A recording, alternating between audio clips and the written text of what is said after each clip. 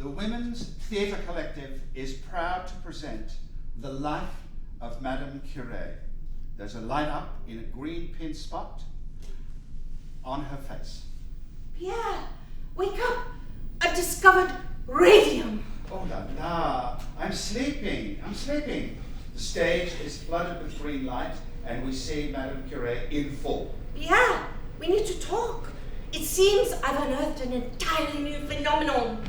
I'm calling it radioactivity. Oh, you'll tell me about it in the morning. Could you turn out the lights? Well, that is what we need to talk about.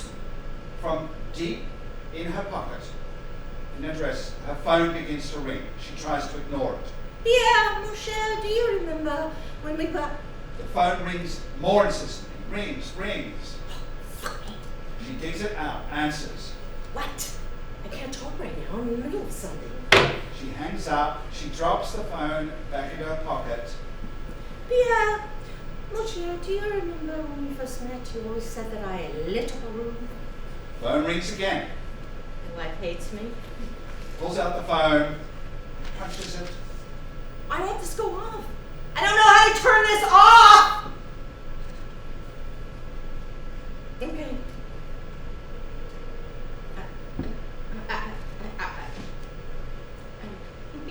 I can't do this. She starts to take off her Madame Curie costume and begins. I'm sorry. I have to apologize for my personal life intruding on our artistic experience. And I need you to know that I do feel bad that you won't be seeing the life of Madame Curie tonight. Truly, I do. I am. She starts to leave. And then she stops. The truth is, I took this job because my husband died, and everyone thought it would be good for me to go back to work. And it sounded right, you know, kibitzing with the cast in the dressing room before, going out for drinks after. I mean, no one told me I was going to be the only person in it, and the only other character in the show was a recorded voice who's already on his way back to LA. I didn't need to do a one-woman show. My husband died. My life is a one-woman show. Okay. Full disclosure, he died 5 years ago. So I'm not that good at grief. People accost me with, sorry for your loss. You mean the loss head to toe of any feeling of being me, the loss of all life as I knew it, the loss of a life I never believed I could have, but he gave to me, the loss of everything that made me possible? You mean that loss? But I don't say that. I say this. Thank you. Thank you.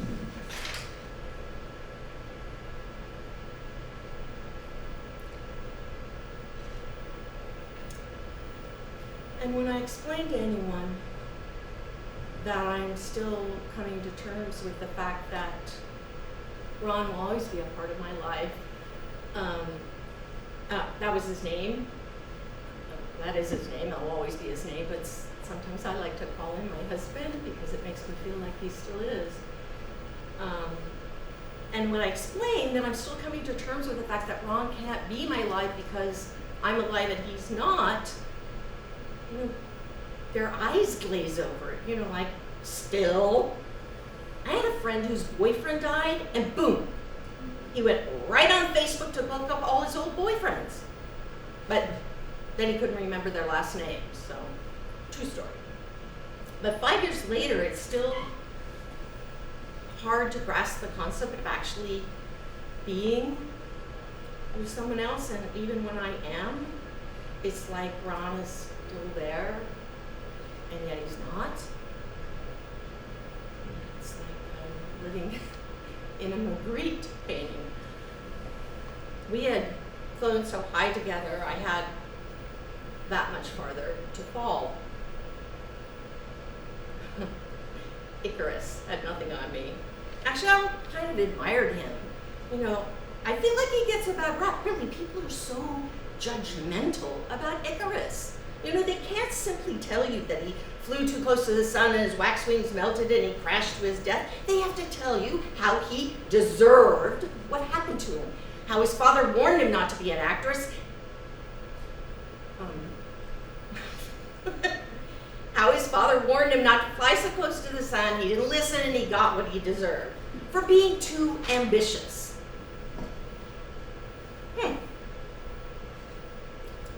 Let's Google him, shall we? Icarus complex.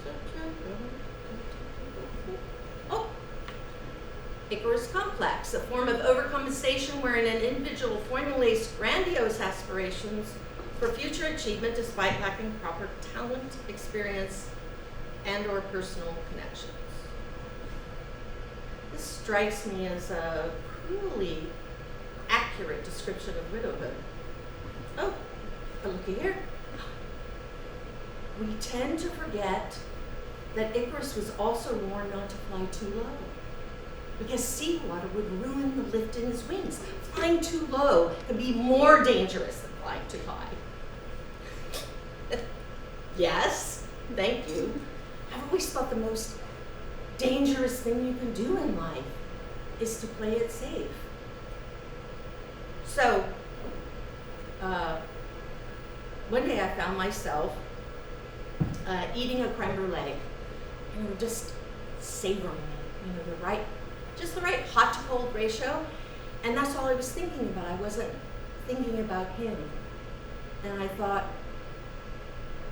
okay, and then my plumber was fixing my sink, and I suddenly and unexpectedly fixated on his biceps in his tank top, and for that moment, I could think about nothing else, and I wasn't thinking about him. I was emerging from the ICU of grief. I was a plant bending toward the light. But then every step I took toward life felt like a step away from him, and I couldn't do it, and I had to do it, and I needed help. So, God, I needed that. So, I began treatment with myself as therapist, because bizarrely, after repeated attempts to find a grief therapist to no avail, I gave up. I mean, I'm grieving, right? It shouldn't be this hard. My therapy regimen, the exposure therapy of online dating. So I began therapeutic dating. And I also had a less clinical reason. I mean, I just wanted a diversion, And online dating, especially in the scrolling phase, looking at profiles, pictures, it's kind of like window shopping. I mean, you're safely outside the store and nobody to accost you with, "Can I help you with something?" Yes, you can help me by leaving me the fuck alone. But I don't say that. I say this, "Oh no, thank you, I'm just browsing." I don't remember the exact moment when I crossed the line from window shopping to stepping inside the store, trying to follow the rules of Gary, a classmate of mine from UCLA who has been online dating for over 10 years. I know. He became my dating doula. So it goes like this: scrolling profiles to contacting, first text, then the phone call, then meeting for coffee or a drink, in that order. However, as with so many things in my life, I find it hard to follow the rules, which is how I found myself riding in a pickup truck with an age-appropriate gentleman as he drove me around his property, showing me his collection of Civil War memorabilia. Yep, actual cannons and stacks of little cannonballs, which were strangely adorable. And all this Civil War memorabilia was interesting. In a anthropological way. Kind of cool. I mean, I did have a little pang of what's happened in my life, but I didn't dwell on it. I met his horses, only the slightest feeling of a prospective bride being brought home to meet the family. One of the horses aggressively pinned me against the wall, and I did wonder if it might be this guy's idea of foreplay, but I didn't say anything. No snarky references to Equus. The truth is, I'm curious and open, mostly. I watched fascinated by the demonstration of his antique button-making machine, which he uses to recreate authentic buttons for the Civil War uniforms they use in the reenactment of the Battle of Gettysburg. Mesmerized by someone so taken by this arcane device. Oh, red flag. He may not need a button-making machine. I mean, he may not need a relationship. He has a button-making machine. But he did have a wife. She died. And we're standing in her kitchen. This was her dream kitchen. I was utterly stupefied. It was completely generic. I mean, imagine if Home Depot had a one-night stand with Target and they gave birth to a kitchen. I had to get out of there. I mean, a quick review of his horse feeding schedule made it obvious he basically cannot leave his home. They must be fed 3 times a day. On schedule, these 1,000-pound animals will apparently drop dead if they miss lunch. So, after the presentation of the kitchen, he slips in how he hates to cook before showing me his bedroom. Okay, I get it. He wants a home-cooked meal and sex, you know. Currency of love, cherry pies and blowjobs. Only this guy wants delivery. Maybe the online thing has him confused. You know, he thinks he found me on DoorDash. Up until this moment, there's been minimal touching. Now we're at the moment of parting. This is a particularly, fraught moment in the world of drive-by dating. You know, will we put a period on it, an exclamation mark, 3 dots? So we're standing face to face, and boom! 0 to 60, his lips are on my face. I mean, lips is too specific. When you get hit by a bus, you don't know exactly where it hit, you just know that it did. And after this aggressive, hard, closed-mouth kiss, he's pawing my body, running his hands down me in this weird way. Oh, of course. He's grooming a horse. Maybe he's out of practice with humans. Or,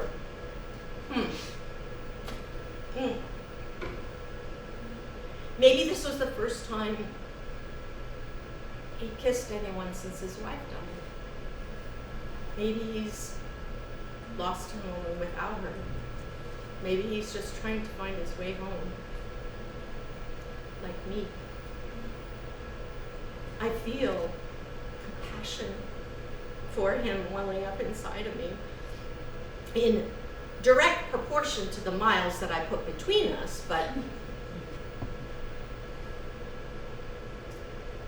I won't be seeing him again, but he'll always be my first date. I can't believe I'm using that word. I mean, can you be 70 and go on a date?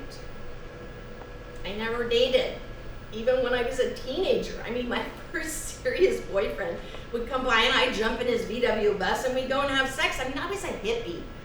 While the other girls were pinning on corsages and going to prom, I was stubbing out cigarettes on my jeans and fornicating in the back of vans. So, but, now I'm all grown up and going on my second date. This time it's in the city as opposed to the country, which is what New Yorkers call anything over the George Washington Bridge. I live in both places. I know from his profile that he's a retired emergency room physician. I'm not sure what to do with that information, but I'm glad to have it. I guess if I choke at dinner, he'll know how to do the Heimlich. I arrive at the restaurant and spot an older man sitting alone at a table, and he is wearing a little hipster hat, you know, like Adam Driver would wear in an independent film, and earrings, plural, one in each ear. My hipster in search of fitness has come to town from Jersey City, which he informs me is the most diverse community in the tri-state area. Okay, I know how people who live outside Manhattan need to make themselves feel better about it, but this most diverse community in the tri-state area claim seems a bit, you know, grandiose, like something someone with 2 earrings would say. I don't mean to harp, but this 70-year-old man with a hipster hat and multiple earrings told me he was not for me. And maybe he thought the same thing about me, you know, but the etiquette of dating doesn't allow us to pull the plug. I mean, we have to keep this date on life support. But when he mentions the diverse thing for the 3rd time during dinner, I just wanted to say, hey buddy, I live in Manhattan, not a gated community in Beverly Hills. But I don't say that. I just sip my drink and let him live in his hipness. After dinner, I suggest a walk by the river, and along the way, apropos of nothing, he says, so, do you know a lot of people in the city, or all your friends up in the sticks? He has revealed himself as one of those urbanites who has a kind of binary sense of geography, you know, the city, little black dresses, the country, coonskin caps. I save myself the trouble of suggesting he'll be more likely to spot a coonskin cap at the Met Gala than on the streets of Hudson. But does he really think I'm buying his act? I mean, I know I'm acting like I do, and I'm good at that because that's what I do for a living, but I feel like an enabler. I mean, this guy doesn't need a date, he needs an intervention. I was in the middle of not saying that, of course, but I was in the middle of saying something, you know, a sentence, when he said, I'm gonna go home now. Okay. I thought of that Tennessee Williams line, sometimes there's God so quickly. We get to the subway, we're at the moment of parting, and I'm waiting, and it happened again. Again! The attack and the incoming kiss! Boom! What the fuck? Horseman was the first stranger I kissed in 20 years. Hipster was my second. Both slam kisses. Okay. Maybe this is how people kiss now. You know, styles change, right? I mean, last time I kissed anyone other than Ron, people had flip phones. And I must say, Ron set the bar very high. We find ourselves making out on the subway, 2 adults, 49 and 55, making out like a couple of teenagers who just discovered sex. I mean, we were drunk on each other. Oh, God. So, where are you going with this, Kate? Nobody kisses like Ron, nobody kisses like your husband who is dead, so if you can't kiss him, you're just gonna give up kissing. Oh God, this is how Miss Havisham got started. And so in the name of I don't know what, survival, moving on, in the name of just not lying down on the road and giving up, I make one more swipe, read one more profile, make one more date. My dating profile states clearly, interest in the arts, a must, with arts and must in capital letters. So far, no takers. I mean, it's as if I wrote, please don't mention the arts or I will bleed from my eyeballs. I mean, at this point, I'd be happy to meet someone, just meet someone named Art. So, when my scrolling landed on a reasonably attractive man who said he was a photographer sculptor, my heart leapt. I mean, it was like discovering Picasso on Bumble. I went to this guy's website and his advertising photographs were beautiful. You know, I dare say artistic advertising.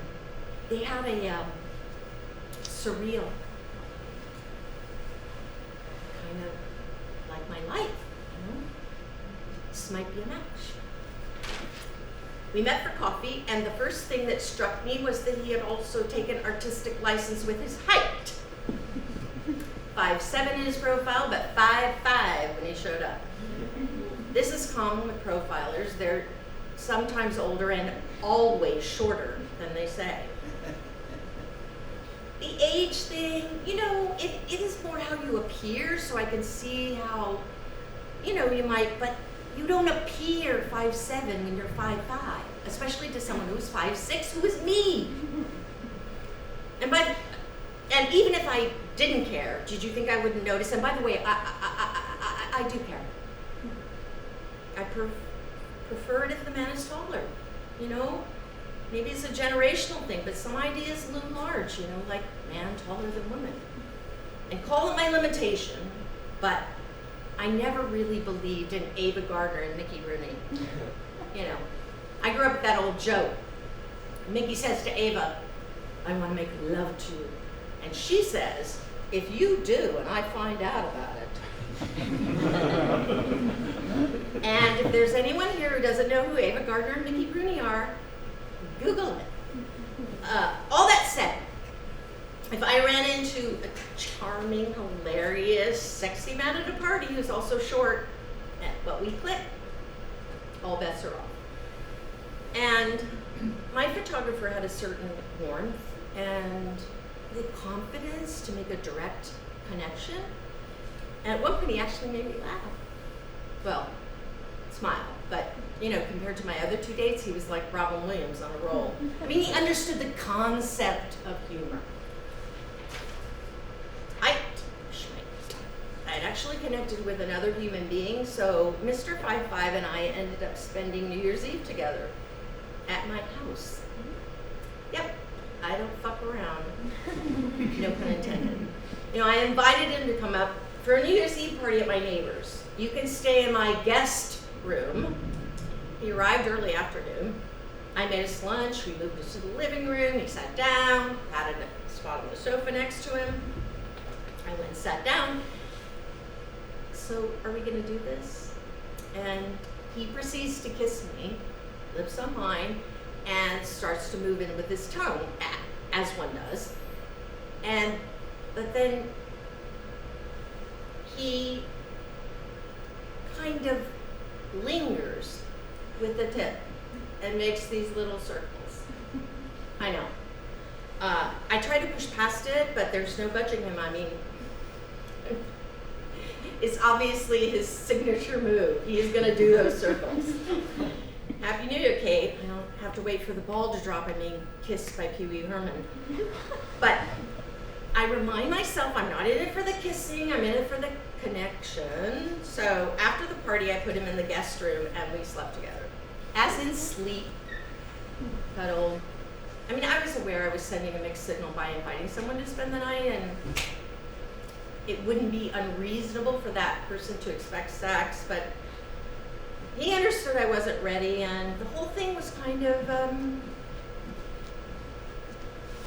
okay. You know, it felt a little bit nice to have someone else in bed with me. And the next morning, I was up making breakfast when he tiptoed up behind me and kissed me very sweetly on the back of the neck, and that gesture was so lovely and unexpected that I might have ended up having sex with him, you know, if he had stayed, but he bolted right after breakfast. But my relationship with the short photographer sculptor had served its purpose. I now knew it was possible to be taken to the brink of being turned on by someone who wasn't my husband. I mean, it helped that he was behind me.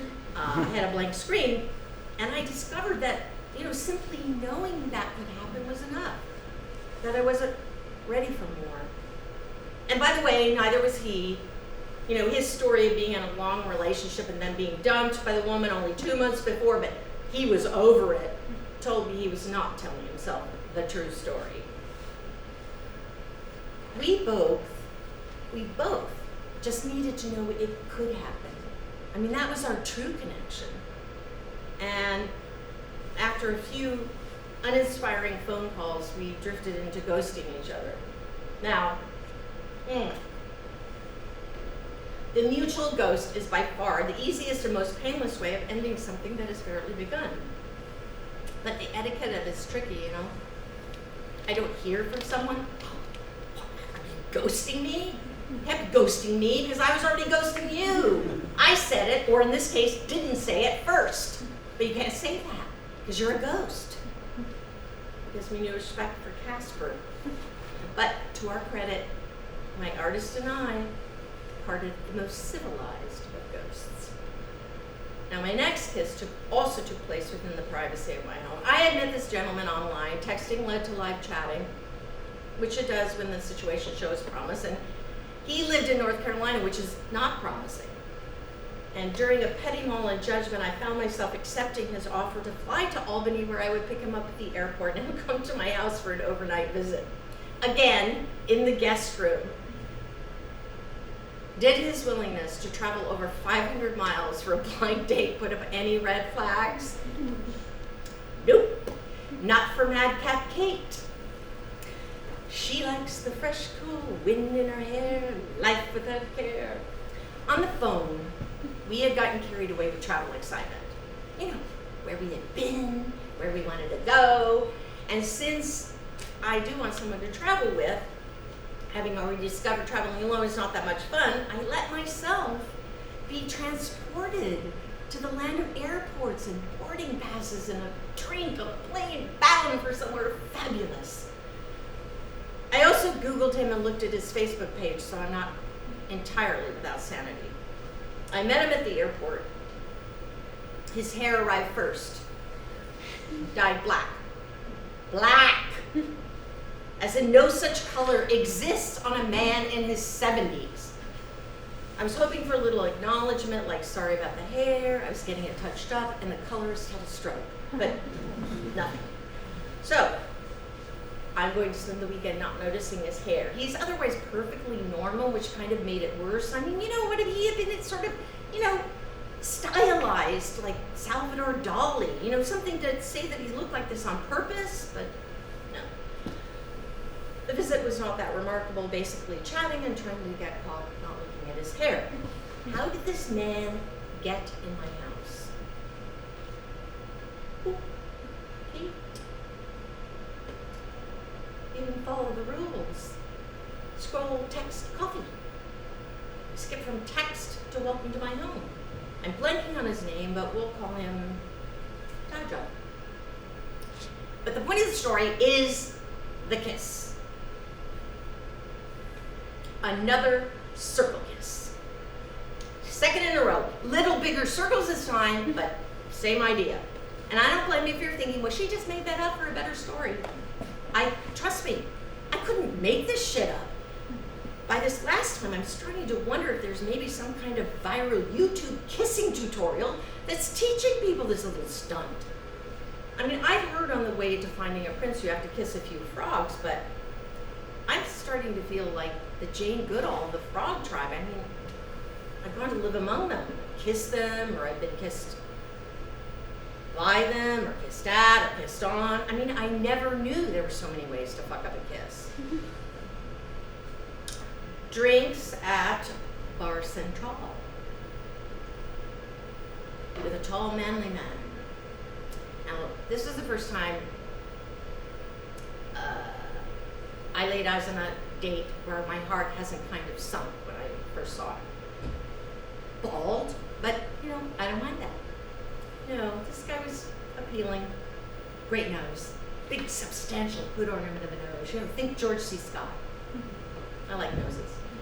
He's involved with documentary films, but very vague about it. You know, does he distribute them, make them? Very unfortunate. Which is a welcome respite for my frogs who talk only about themselves. Leaving the restaurant and standing on 8th Avenue, suddenly I was in a blur of kissing. Yeah, real fucking kissing. No Bamar in the mouth ambush, no little circles, just the real thing. then kissing in the cab, and one long unbroken swirl through the front door of my bar.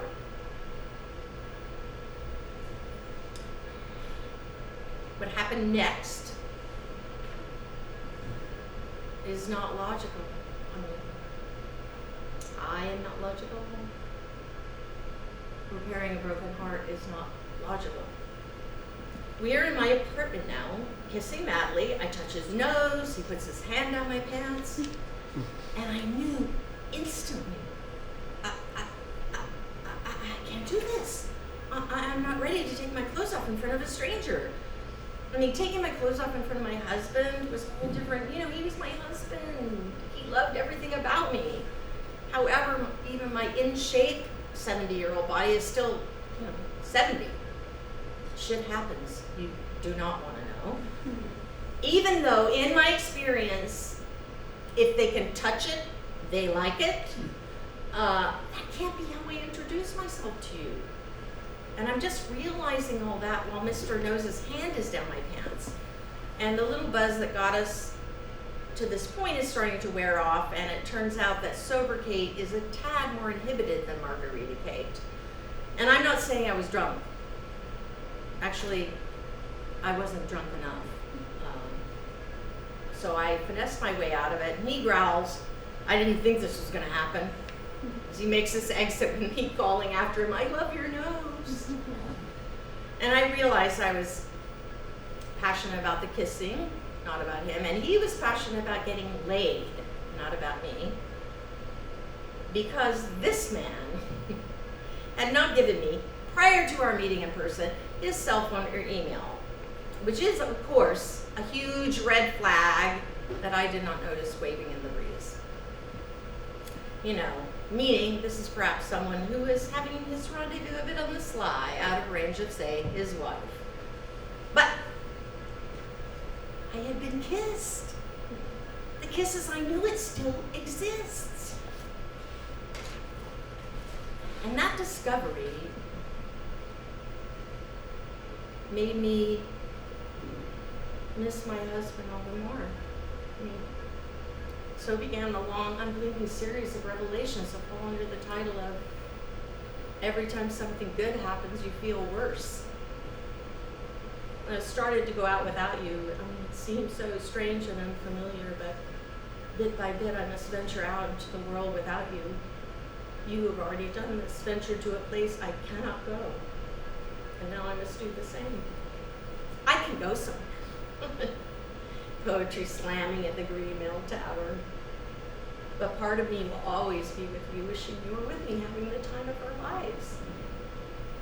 However, it's not within my power to make that happen, so bit by bit, I must make my way unfamiliarly into a new way of being. So I go to this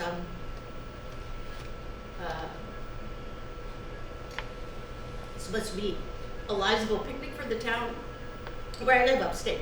And somebody's big house, barn, outbuildings, people brought things, music, food, activism, everything.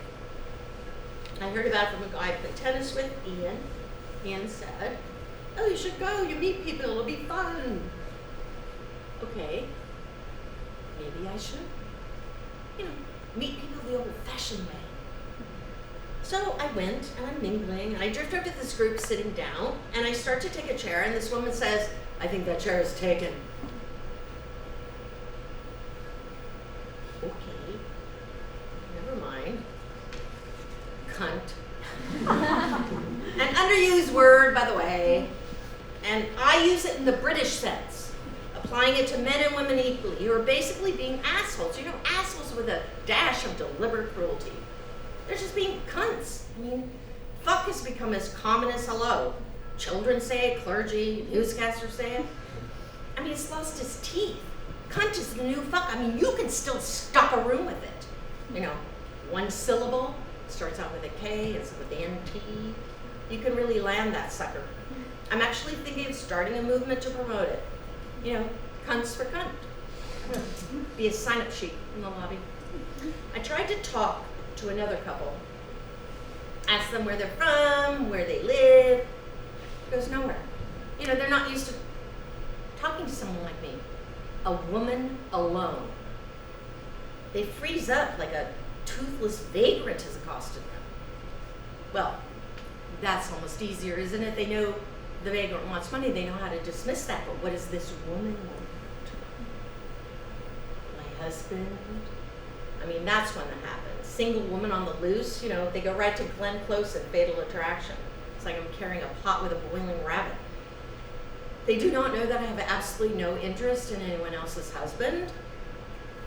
The other thing I get is disturbed dismissal. Like I'm past my expiration date. You sniff it, throw it out.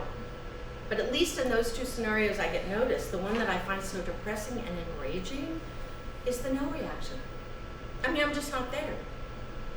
They don't notice me at all. They see an older woman and they just delete. Photoshop me out of the picture. I have friends and interests in a big social life, but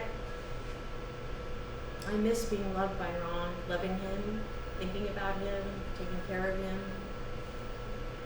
I miss making your tea. I weaned you off Red Rose and got you into PG Tips with 2 Splendos. Cereal with fruit almost every day, except once or twice a week when I made you a real breakfast. Now I just take care of myself, It's fine. I do a good job. Basically, I get up in the morning, I do yoga and a French lesson, because I'm fucking improving myself. Secours. That's French for help. But when I call for help, the only person I want to answer is my husband. I've been independent my whole life. Ron and I were co-independent. The joy of my life in him is that we can be alone together. And once you've had that, life without it is like, what's the point? Traveling together in that bubble was like a magic carpet. Going to the store could be like going to Venice. And going to Venice without him is like going to the store. So, my therapeutic dating. My therapeutic online dating. I mean, who knew there were so many ways to be disappointed? I mean, it's kind of like hitting your head against the wall. It's worth doing because it feels so great when you stop. If I'm feeling like my life is no fun, I can remind myself what no fun really is. I just go on the computer and start scrolling, and now I'm considering what it would be like to share my life with the man who tells me he's spending his day playing with his ham radio and then going to the senior center for lunch. The playwright who shows up covered in pet hair and flashing brown teeth. The guy who contacted me and then revealed he was married to his best friend, but she didn't want to have sex, and he respected that, but he wondered if I might like to. The one who couldn't stop talking about his dead wife to the point where, I felt like we were having a menage. And the guy who, after a few mildly flirtatious texts, overshot the runway with this. And then I'd come over and eat you for an hour before I fucked you. Don't worry, I immediately blocked him. Now if my husband had sent me that text, I would have said, how soon can you get here? But a complete stranger?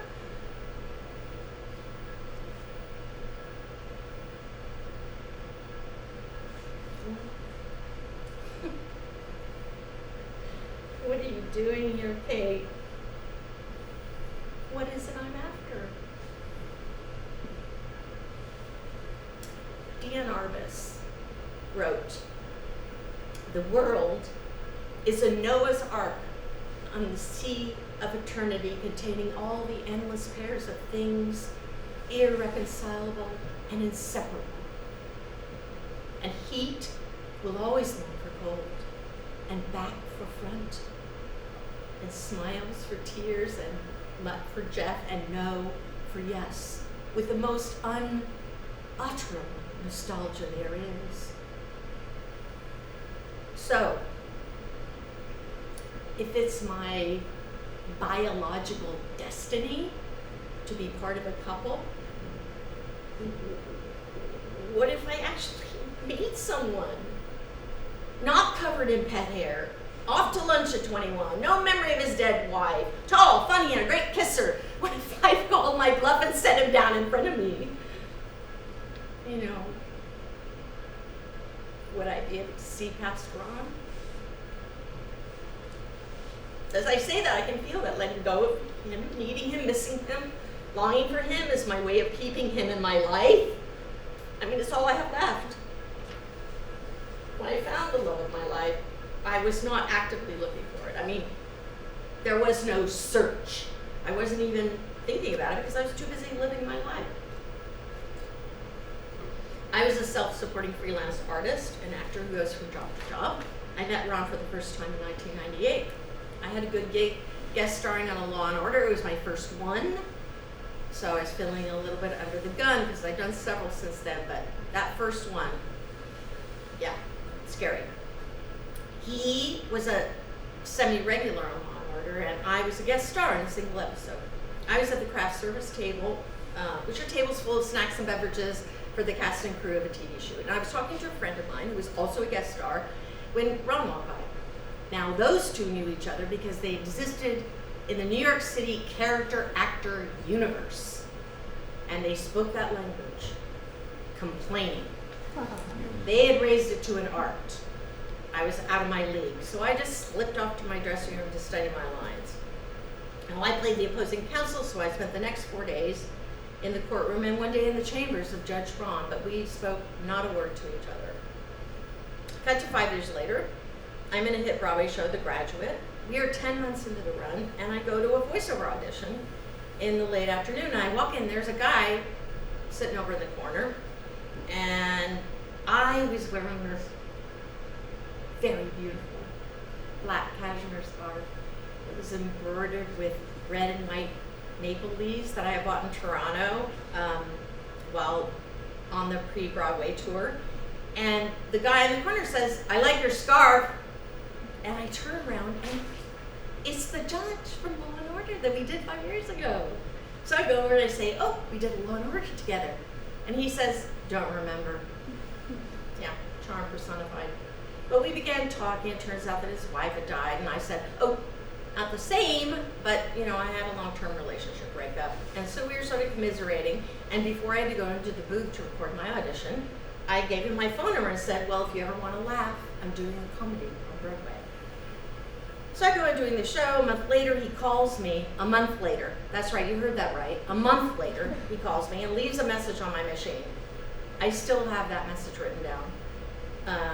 With his name spelled wrong, of course, because I had yet to enter the universe where you have to spell your name out to every single person you tell it to. McClarty, McClarty.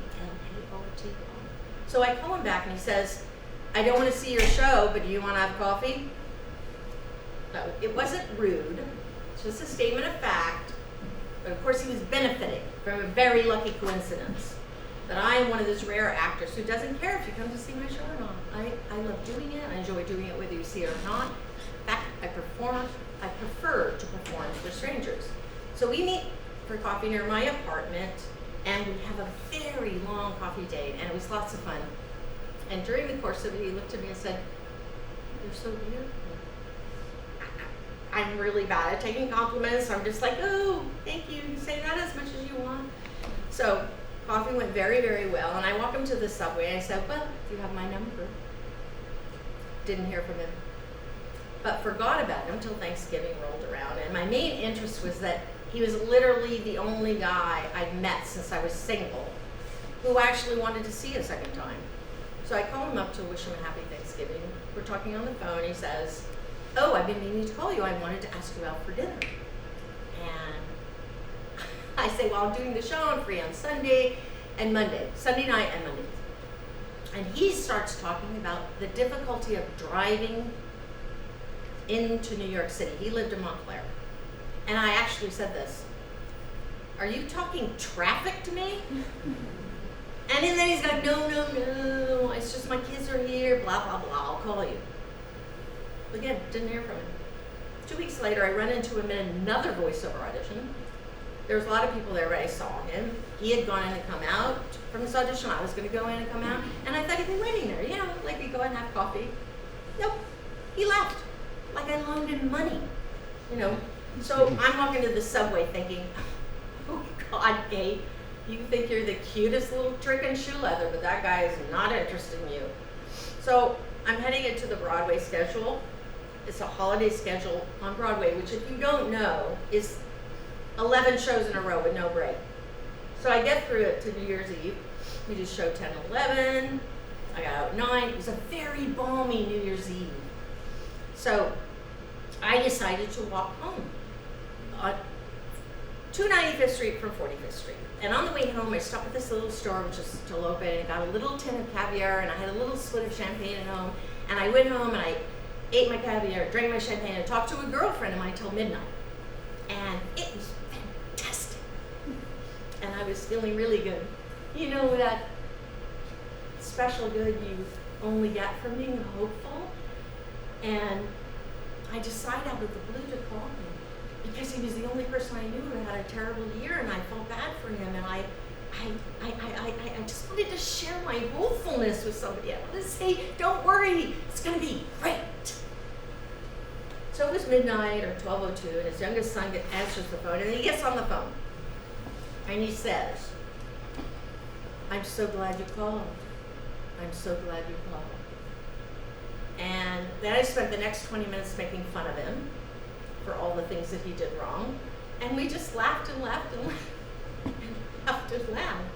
And then he says, well, I really do want to see you again. And I said, okay, I have tomorrow off, and you're allowed to come over at 2 p.m. Bring sandwiches and wine. I remember the first time I got up from the table. It was near the window. I was a woman who had been single for a year. You were a man whose wife had died. I stood near you, and you lifted my long, sheer silk shirt and kissed my stomach. We went out to dinner that night across the street from my apartment, and we spent the night, and then we got married 1 year later on his idea, New Year's Day at 2 p.m. We were together almost every moment for the next 17 years. Yeah. That's how you meet someone. And just when I was ready to write off the whole concept of online dating, my friend Roger, who at the age of 78 had never had a single relationship in his life, inspired by my tales of Bumble, decided to go on a dating site himself. Older gay men in Fresno. His first date, turned into a friendship, turned into a relationship, turned into being a couple, and now they're going down the road together. And his Mr. Right is a chef. Cherry pies and blowjobs. I rest my case. I'm actually come to the conclusion that online dating might be just perfect for me. You know, it's a safe space, right? I can have a kind of faux romantic life with no danger of meeting someone that will threaten to displace my husband. I have a large bowl of water on the deck. A cardinal came to sit on the edge, first just drinking, and then it wanted to bathe itself, but the bowl was too deep for a bird bath. It sat on the edge, desperate to get in, but knowing in its animal sense that it was too deep.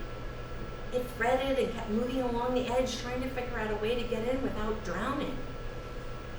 I too sit on the edge of my former life, looking into the abyss of my future, knowing it is too deep for me to jump. So like my Avignon friend, I walk along the edge, looking, wondering if it will ever be a place I can wade or even dive into. Vocabulary.com. The noun abyss refers to a deep chasm, either literal or figurative, making a momentous life decision with great uncertainty, like enrolling in a clown college. Tell me that didn't totally redefine abyss for you.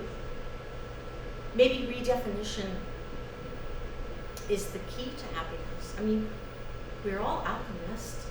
We can turn the lead of our lives into gold. Well, let's take one of my dates and redefine him. My frog is 80 years old. I'm on a date with an old man. I mean, no two ways about it. 80 is old in anyone's book. Whereas I think of myself as, old adjacent. And what really adds to his frogginess is that little hop in his step, you know, the hallmark of old people trying to read young. This delightful older gentleman is retired, but has found a new career doing his dream job, tour guide. For our date, he is taking me to Queens to see one of the secret wonders of the world, the built-to-scale model of the city of New York. All 5 boroughs, buildings, rivers, bridges, everything on the site of the 1964 World's Fair. I always wanted to see it, and he actually took me there. And then we go on to discover the Chinese cuisine of Flushing. And it is a real discovery. I mean, honestly, if your dream of seeing China has eluded you, just take the 7 train to Queens. It is rather remarkable, but you know, he's like Marco Polo discovering the Yuan dynasty. I love this, it's so vibrant. You know, throwing his arms up in the air and hopping about, suspenders holding up his pants because he has no mask. By the time we pass an actual slaughterhouse, the smell of blood pours out. I am over it. We stagger on, or in his case, hop from restaurant to restaurant, because he's so young and vibrant, it must be a spontaneous choice. You know, planning ahead for Marco Polo. We'll make our choice by looking at pictures of food posted outside. I mean, who needs the Michelin guide when there are these beautiful photos offering bat wing, pig intestine, and chicken beef? So I pick up my food while he talks and talks and talks and talks. And it hits me. He's a tour guide. I mean, I'm on his bus. He's up front with a microphone. That's how he relates to the world. I have no lines in this scenario.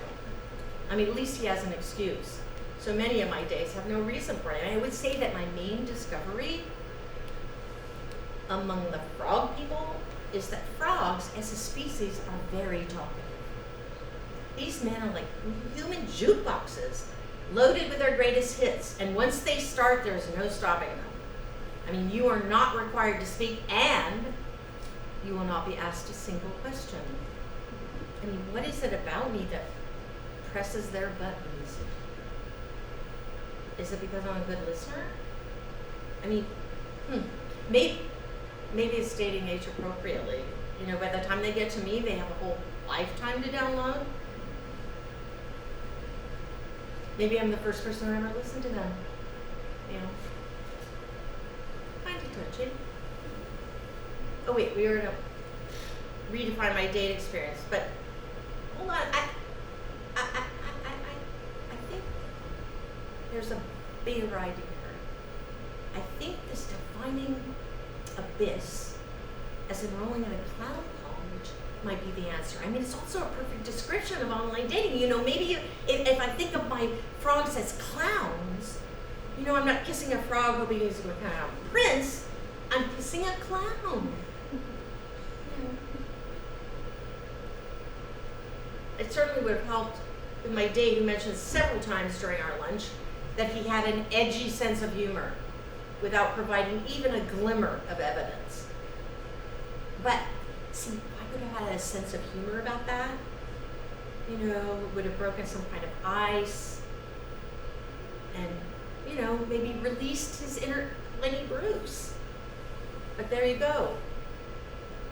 If I could just seen him as a clown, I might have been more sympathetic. You know, what's sadder than a clown that's not funny? I'll tell you what's sadder. If that clown is your date. The moment of parting, he asked, so is she see each other again? Maybe. Well, maybe. That means no. No, it means maybe. Well, that's never going to get you to your goal. And what is my goal? And Mr. Edgy Sense of Humor says, SEX. Speechless. And then on the way home, I'm finally able to answer him. If my goal is SEX, it's not going to be with YOU. It all just reminded me of what I'm missing. I mean, because Ron had an actual sense of humor. I mean, the real thing. And totally unique. completely unfettered imagination, you know, like Robin Williams, only not exhausting. Needless to say, we had our different styles, but when our styles met, it was magic. We were riding in the car as we have so many times over roads we know it all by heart, but well, except that I am driving now. As we passed the sign they changed at the company that raises lab rats, I lament the new corporate logo, which is so bland and ugly, replacing the wildly inappropriate one we always thrilled to see in all its terrible glory. A rat in a graduation cap and gown with a syringe tucked under his arm. So wrong, and yet so hilarious.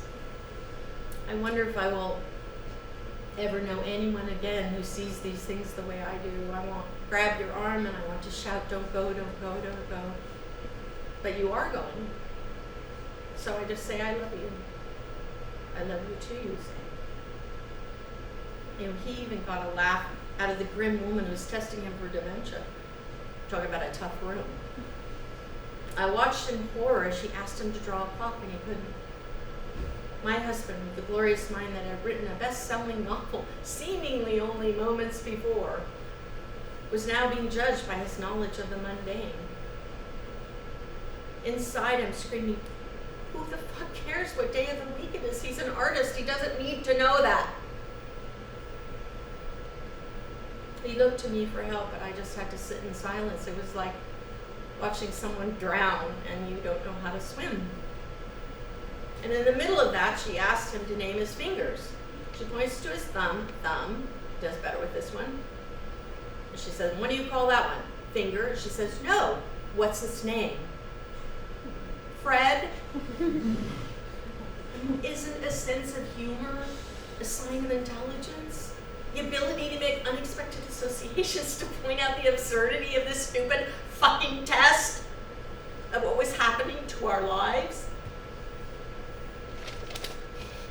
But laughter couldn't change the diagnosis and thus began the dimming of his light, but it never extinguished the light coming from his heart.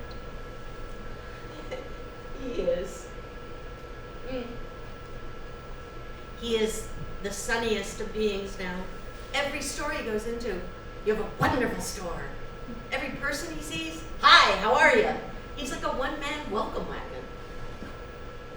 But once in a very great while, the groundhog emerges to test the weather, and he says, as he did on our usual walk, am I headed for Palookaville? And after a pause, I say, yes. And he says, I don't want to go. I say, I know, but there's nothing to be done. Okay, he says with a shrug. And we continue on our walk. So together we went on our journey to Palookaville. My fears that he would be diminished were coming true, and it seemed as if our life together had been written in disappearing ink. We'd always been each other's best audience.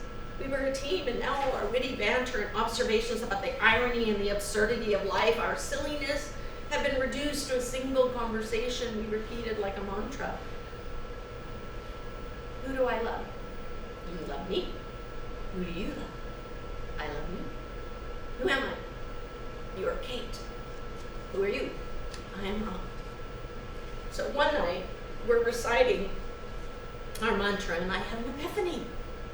I realized our conversation had not been reduced so much as it had been distilled. I mean, in those 8 lines, he told me everything I needed to know.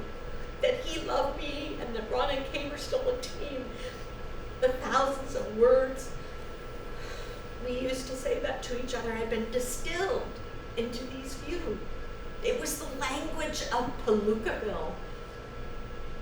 And then he died, and I came back alone, and I felt like one of those travelers being returned to Earth at the end of Close Encounters. I'm sitting at a bar, and I strike up a conversation with the guy next to me. He's telling me he used to be an actor, he was a teacher, and now he's a retired. I mean, he's not exactly a raconteur, but here on Earth, the way you meet people is you talk to them. Then he tells me now he has a window cleaning business. Okay. I know this isn't the Algonquin Round Table, but are we really talking about window cleaning? Where I came from, every word mattered, and now I've returned to a world where conversations like panning from gold, where you sift through 100 bounds of cliches with the hope of finding a single nugget of something worth talking about. But come on, you don't have to be the Dalai Lama to find some point on the continuum between the meaning of life and the meaning of Windex. My wife died. She redid this kitchen right before. Being in here must make you feel closer to her. Well, I would have chosen a different backsplash, but it was kind of her last wish. This is what I came back for. I'm not really ready for sex. I just need a connection with another person. I hear you. You might want to try ham radio. I just nod and leave my body. I wish I didn't think closure was a myth. I kind of get that from my work. You know, the window is dirty and now it's clean. I hear Palookaville is lovely this time of year. I met a guy recently, British, always good for me. The English don't find conversation an inconvenience, and the accent covers a multitude of sins. But our dialogue quickly devolved into a monologue, a play-by-play of his recent heart procedures. Okay, I understand as we get older, medical procedures have become part of our conversation. Yes, it's what's happening in our lives, but I have not yet reached the point where my gynecological report has become cocktail chatter. I say this because, I was interested in his possibilities at first, but as he droned on, the idea of having sex with him? There's a blackout, and in the dark we hear a man's voice. I had a complete blockage. Talk to me.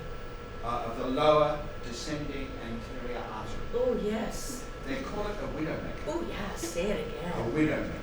Yes, yes. It can cause instant death. Yes, yes! Without extreme emergency medical intervention. Yes, yes! Lights up. Maybe I could get a dog. Yeah. But that really is giving up, isn't it? That's going to be your partner. I could get a puppet. No, seriously! Does anybody remember Sherry Lewis and Lamb Chop? Google it. She was a strong, intelligent woman who had a rich, rewarding relationship with a sock. You have to do both voices, but, there's something to be said for that. How about a volunteer program? A senior aid kind of thing that also offers sex, where they come and help you do your shopping, maybe run the vacuum, chop some vegetables for dinner, and then, he'll be dessert. My husband and I came into our relationship both loving sex, and as you may know, or maybe you don't, the odds for a couple having equal appetite for sex is a rarity. I don't throw around the word miracle, but it was like the two of us were put on earth to have sex. It was our gift, and to whom much is given, much will be required. And we took that responsibility very seriously. We even had sex in Palookaville. When he could no longer give pleasure, he could still receive it. But we moved even beyond that, to where by simply placing my hand on his neck, the force of his love was so distilled that in a single touch, one drop of that tincture could fill my heart. Maybe it's time for me to rethink the idea of a one-woman show, No one to step on your laughs, no one to argue with about star billing, no one to steal the reviews. Maybe it's not something to be trapped in. Maybe it's something to celebrate. I shared the stage with a perfect leading man. Maybe it's time to work alone. Attractive 70-year-old woman wishes to meet no one. It's almost scandalous. I hope I haven't overshared. I mean, I know you all have your own experiences, and this would be the time for us to have a lovely talk back where you would share those with me, but I would rather eat ground glass. So I'm just gonna go stop here and find a nice urgent care facility where I can unwind and send you on your way. And I wish you love. Whether you hold the memory of it in your heart like me, or you have it in full bloom in your life right now, or if it's waiting for you in your future. Treasure it. It's simply the best thing that can ever happen to you. Good night.